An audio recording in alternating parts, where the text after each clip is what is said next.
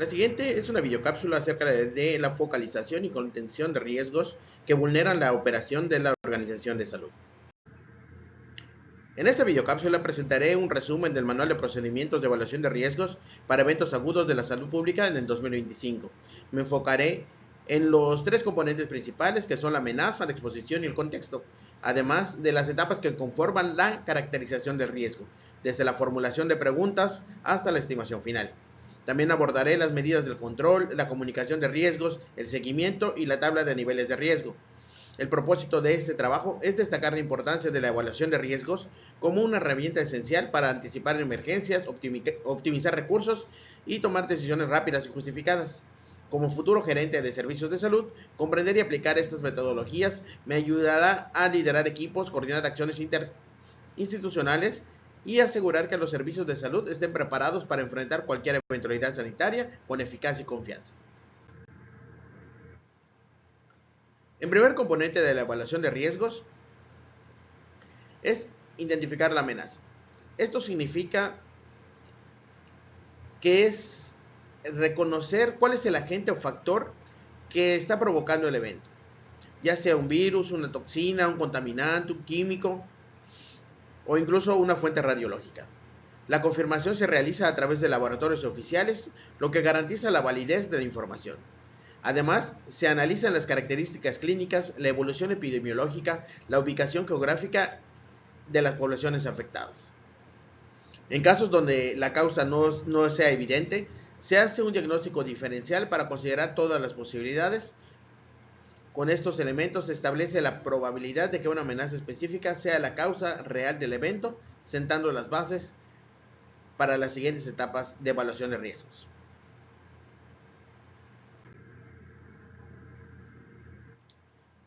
La segunda parte del contexto se enfoca en las capacidades del sistema de salud. Aquí evaluamos si existen hospitales, laboratorios, personal capacitado para atender esta emergencia. También se analiza la disponibilidad de medicamentos, equipos y suministros básicos. Otro elemento es la calidad de la información epidemiológica, ya que sin datos confiables no se puede tomar decisiones oportunas. Finalmente, la confianza de la población en sus autoridades resulta determinante. Un sistema sólido, pero sin credibilidad, puede enfrentar resistencia social y limitar la efectividad de las medidas de control. El tercer componente es la evaluación de riesgos, se enfoca en el contexto. Esto implica el análisis del entorno en el que ocurre el evento, desde factores ambientales, socioeconómicos hasta las condiciones de salud preexistentes en la población. También se evalúa la capacidad de sistemas de salud, es decir, si hay personal, infraestructura y recursos suficientes para enfrentar la amenaza. Finalmente, se toma en cuenta la calidad de la información disponible y el nivel de confianza de la población en las autoridades, pues ambos elementos son fundamentales para la respuesta eficaz.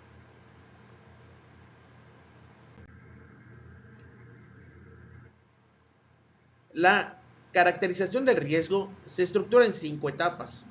Se formulan preguntas de riesgo que orientan el análisis. La segunda etapa recopila y valida la información de riesgo para asegurar datos confiables. La tercera implica la búsqueda de literatura y extracción de evidencia científica. La cuarta se evalúa la calidad de la evidencia y se identifican posibles vacíos. Y finalmente, en la quinta etapa se integra toda la información para realizar la estimación de riesgo, clasificando niveles que orientan las medidas de respuesta. Dentro de las etapas iniciales de la caracterización de riesgo, tenemos la primera etapa que consiste en definir las preguntas de riesgo.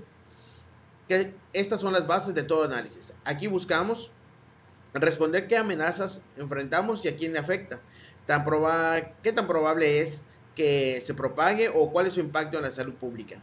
En la segunda etapa se centra en recuperar y validar la información del evento. Para ello se utilizan tanto fuentes oficiales como laboratorios y autoridades sanitarias, como fuentes no oficiales, que incluyen medios de comunicación o reportes comunitarios. Sin embargo, es fundamental validar esta información para garantizar que los datos confiables se registren de forma sistemática. La tercera etapa se divide en 2 pasos. El primero consiste en una búsqueda bibliográfica estructurada en la que revisamos literatura científica y médica de forma sistemática. Aquí identificamos la información relevante contrastamos con experiencias de eventos previos. La segunda etapa es la extracción de evidencia, que implica seleccionar los datos más útiles y confiables, sintetizarlos de manera clara y documentar cualquier limitación o vacío de información.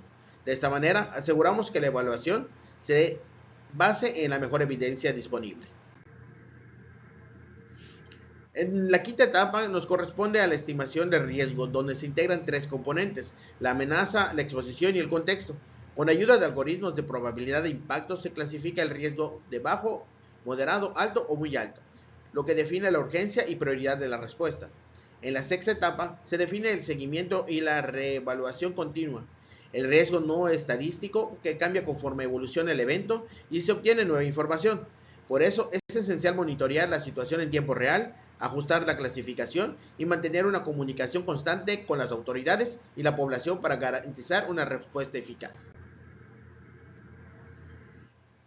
Las medidas de control son acciones que buscan reducir el impacto en la salud pública. Siempre deben basarse en la mejor evidencia disponible y ser proporcionales al nivel de riesgo detectado. Estas medidas incluyen acciones preventivas como campañas de vacunación o control de vectores, medidas de contención como cuarentenas y aislamientos, estrategias de mitigación como son la distribución de insumos y atención médica oportuna. Además, deben ajustarse de manera continua conforme evoluciona el evento y se dispone de una nueva información, asegurando así la respuesta flexible y selectiva. La comunicación de riesgos es un componente esencial en la gestión de emergencias de salud pública. Consiste en intercambiar información de manera oportuna, clara y transparente, con autoridades, profesionales de la salud y comunidad. Su objetivo es que la población pueda tomar decisiones informadas para prevenir y mitigar riesgos. Para lograrlo, el mensaje debe ser coherente, transmitir confianza y adaptarse al contexto cultural y educativo público. Una comunicación efectiva, además de informar, genera confianza, empatía, lo cual es clave para las medidas de control sean aceptadas y aplicadas a la sociedad. El seguimiento y la evaluación son fases continuas del proceso de gestión de riesgo. Una vez que se haya implementado las medidas de control, es fundamental monitorear cómo evoluciona el evento, reevaluar el riesgo con la nueva información que vaya surgiendo. Esto permite hacer ajustes a las acciones en tiempo real para que sigan siendo efectivas. Además, al concluir la emergencia, se analizan las lecciones aprendidas, lo que fortalece la preparación y mejor respuesta frente a futuros eventos de la salud pública.